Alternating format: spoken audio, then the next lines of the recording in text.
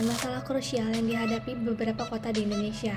Permasalahan mengenai sampah merupakan hal yang sangat membutuhkan perhatian serius dari berbagai pihak dan warga sekitar.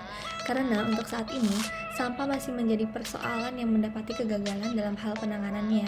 Padahal jika dilihat dari dampak yang pasti terjadi dalam masyarakat, jika penanggulangan sampah tidak ditangani dengan baik, akan berimbas pada penurunnya kualitas kehidupan, keindahan lingkungan, dan potensi terjadi banjir akan lebih besar karena tidak menutup kemungkinan sampah area tersebut akan menghalangi arus air sehingga terjadi bencana alam seperti banjir dan menurunnya kualitas kesehatan warga masyarakat yang tinggal di sekitar area populasi sampah.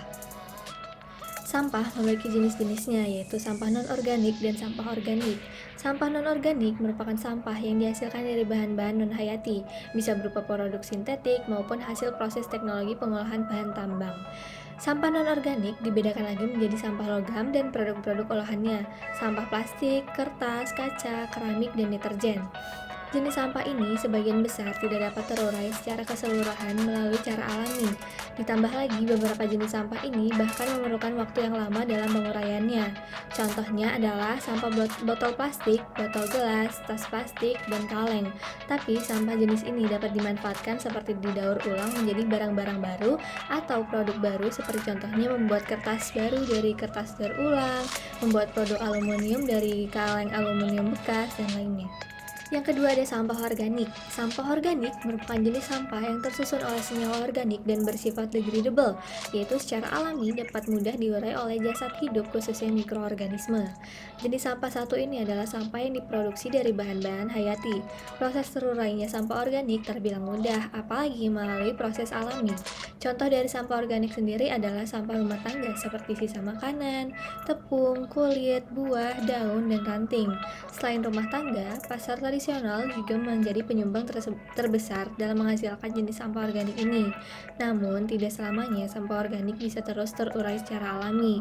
Ada saatnya sampah membludak dan mengakibatkan pembusukan hingga menjadi penyakit. Berbagai metode pengomposan telah banyak dikembangkan dan diaplikasikan di Indonesia, mulai dari yang menggunakan teknologi sederhana sampai yang menggunakan peralatan canggih. Salah satu cara pengolahannya adalah dengan menggunakan larva dari lalat jenis Black Soldier Fly atau yang biasa disebut dengan maggot. Maggot merupakan suatu organisme yang berasal dari telur lalat Black Soldier Fly dan dikenal sebagai organisme pembusuk karena dapat mengkonsumsi bahan organik dari limbah. Biokonversi bahan-bahan organik dengan maggot merupakan metode daur ulang yang sangat efektif dan memiliki potensi ekonomi yang cukup tinggi. Maggot sangat menguntungkan karena maggot mampu mengkonversi sampah-sampah organik, baik hewan, tumbuhan, maupun kotoran manusia, lebih baik daripada serangga yang lain. Cara mengolah sampah organik dengan menggunakan maggot adalah dengan memasukkan larva maggot ke dalam tumpukan sampah organik, seperti sampah buah-buahan atau sayuran. Proses biokonversi oleh maggot ini dapat mendegradasi sampah lebih cepat, tidak berbau dan menghasilkan kompos organik. Proses biokonversi dinilai cukup aman bagi kesehatan karena lalat ini bukan termasuk binatang faktor penyakit. Kemampuan maggot mengurai sampah organik tak perlu diragukan lagi. Maggot membutuhkan sampah organik untuk tumbuh selama 25 hari sampai siap dipanen. Maggot memiliki kemampuan mengurai sampah organik 2-5 kali bobot tubuhnya selama 24 jam.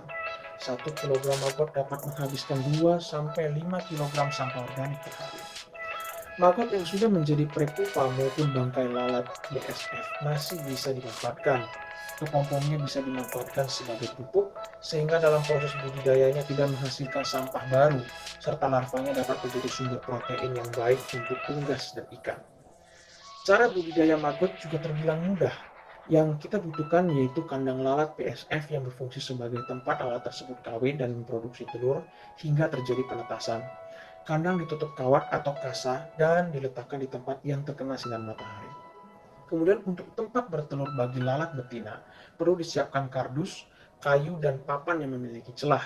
Kemudian taruh telur di media penetasan berupa box atau wadah kecil. Telur akan menetas dalam waktu 3-4 hari. Terakhir, siapkan rak atau biopon untuk tempat pembesaran maggot.